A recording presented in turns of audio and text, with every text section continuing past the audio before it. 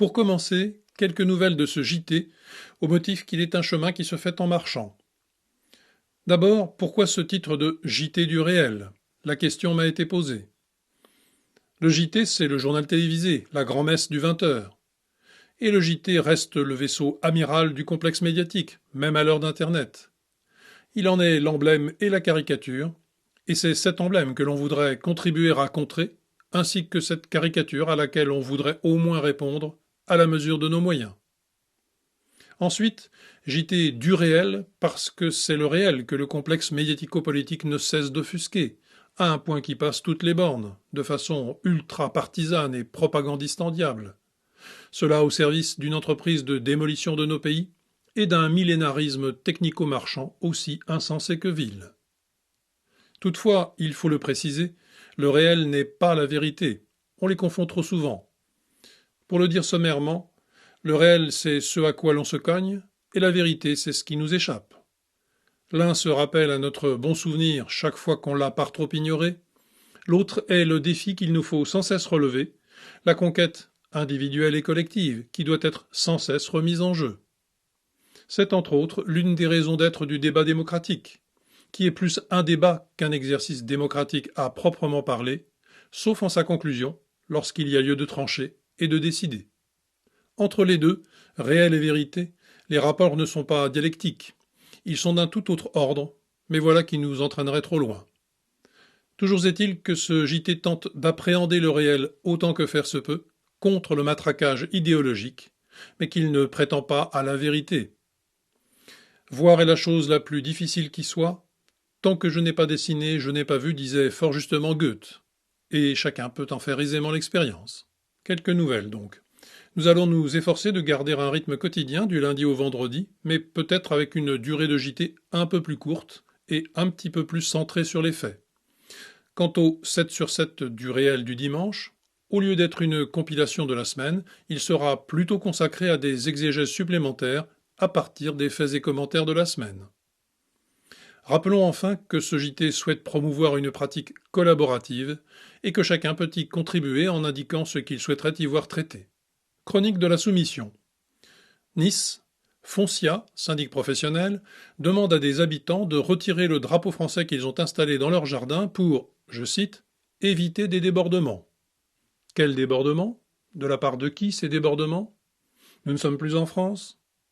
Après avoir caché ou supprimé crucifix, statues, crèches de Noël, mention des saints du jour comme tels à la rubrique météo et bientôt les tenues légères, il faudrait mettre son drapeau dans sa poche? Et la France sous le boisseau quand elle a déjà disparu des manuels d'histoire, sauf pour la vilipender? Nos adversaires n'ont même plus besoin de tester nos résistances, comme nous disons quelquefois qu'ils font, ou voulons le croire, car nous prenons tous les devants possibles et imaginables, nous désertons par avance, et nous sommes dimis avant même que d'y être réduits par la force. À noter cependant que, sitôt la chose connue sur les réseaux sociaux, ceux-ci se sont emparés de la chose, obligeant Foncia à battre en retraite assez lamentablement, en se contredisant d'un communiqué à l'autre en moins d'une heure. Cela prouve deux choses, dont il faudrait que chacun se convainque. D'une part, les canaux alternatifs offerts par Internet peuvent être utilisés pour tout autre chose que l'aliénation quotidienne, la soumission au flux des informations, la déréalisation spectaculaire de nos existences. Ils peuvent aussi être efficaces, et ils le sont de plus en plus, car, d'autre part, nous sommes nombreux, plus que nous ne le pensons, nous pouvons entraîner du monde et contrer le cours des choses plus que nous ne le croyons. Il y a en effet dans le peuple, qui est la France, comme disait De Gaulle, une attente pour un changement de paradigme plus encore que pour de simples réactions ponctuelles. Il faudrait en tirer toutes les conséquences pratiques, que ce soit IRL dans le monde réel, par exemple partout où sévit l'actuelle dissémination scélérate de clandestins dans toute la France autoritairement, et alors que cela n'a aucun sens, si ce n'est celui d'une multiplication des jungles digne de celle des petits pains, mais aussi dans le virtuel, en se saisissant des outils collaboratifs et des coopérations à distance permises par les moyens numériques, pour former un contre-courant, une dissidence d'un nouveau genre à la fois moderne, pas seulement par ses moyens, et très ancienne, une dissidence qui fomente et informe l'insurrection à venir contre notre liquidation en cours d'achèvement. Attentat aux USA. Que l'on soit un pays ex-colonisateur ou pas, par exemple la Suède.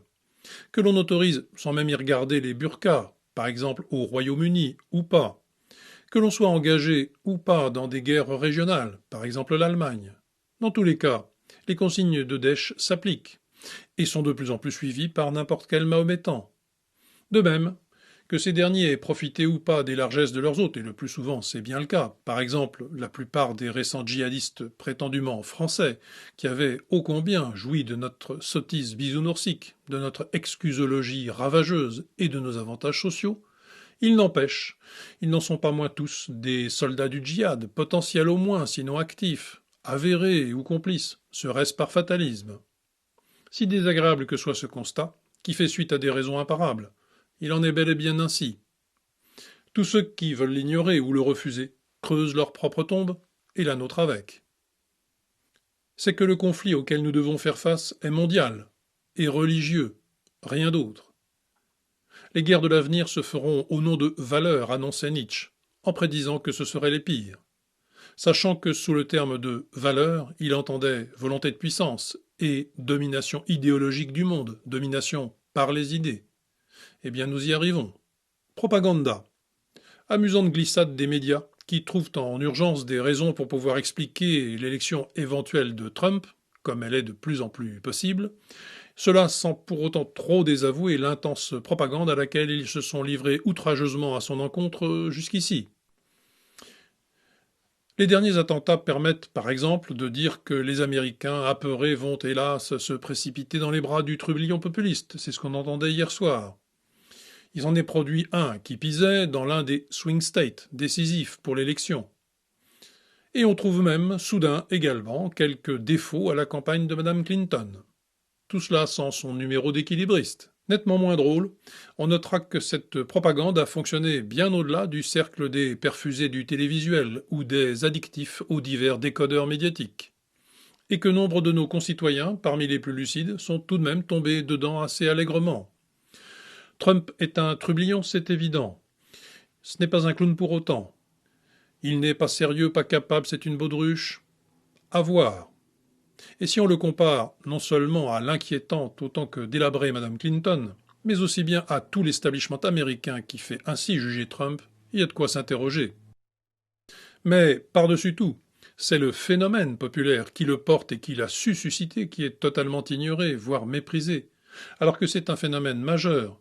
En témoigne la mobilisation exceptionnelle des abstentionnistes, qui explique pour une large part son succès. Un événement profond qui peut changer la donne, et pas seulement aux USA.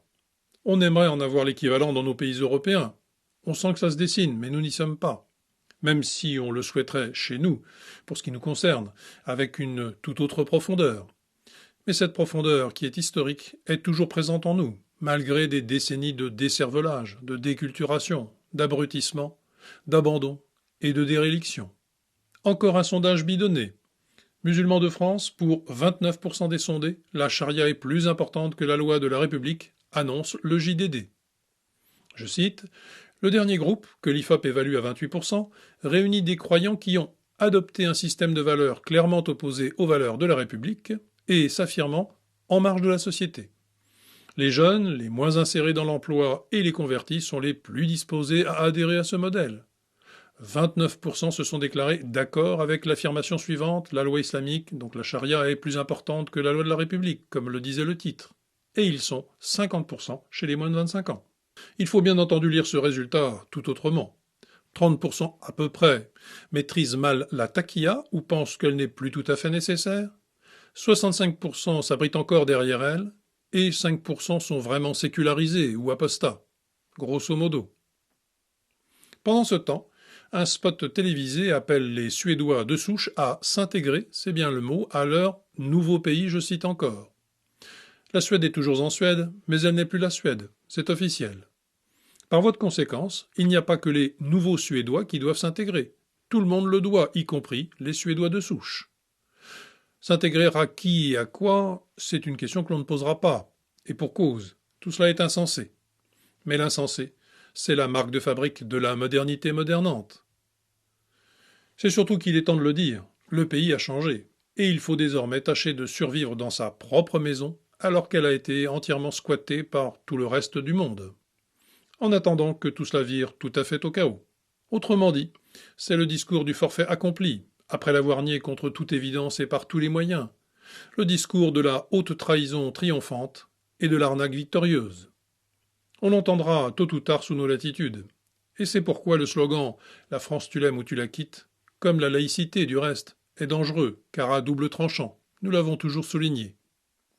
La légitimité seule peut et doit fonder la reprise en main de notre destin, tant qu'il est encore temps, confère notre parti pris numéro 3, précisément intitulé « Des principes et de la légitimité ». Oni, agressés et menacés, les gardiens appellent à bloquer la prison, explique le Parisien. En effet, depuis la récente tentative d'attentat survenue dans cette prison, le calme n'est pas revenu, bien au contraire. On peut même dire que la guerre s'y organise de plus en plus explicitement, au point que les personnels ont décidé ce blocage pour manifester que la situation était devenue ingérable. Nos prisons non seulement ne sont plus sûres pour leurs propres surveillants, mais encore elles sont devenues des poudrières islamistes. Quoi d'étonnant au regard de la population qui, très majoritairement les peuples. Isolement, regroupement, rien n'y fera. Il n'y a pas de solution. Ici, c'est bien le réel qui cogne, comme nous l'évoquions en début de journal. Mais n'en doutons pas, avec une bonne dose d'illumination humanistoïde, tout cela va tout de même très bien finir.